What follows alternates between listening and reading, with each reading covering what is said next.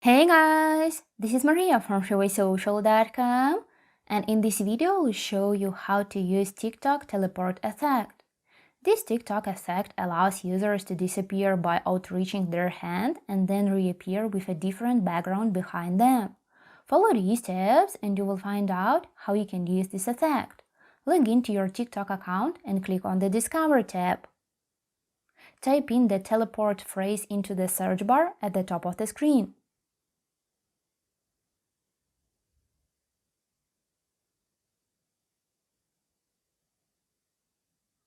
Find the teleport effect in the effects section and press on it.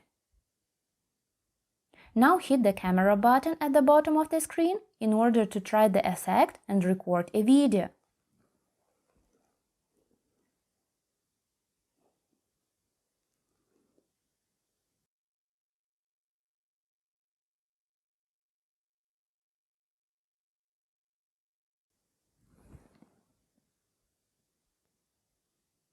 After that, post your video on TikTok as you would normally do.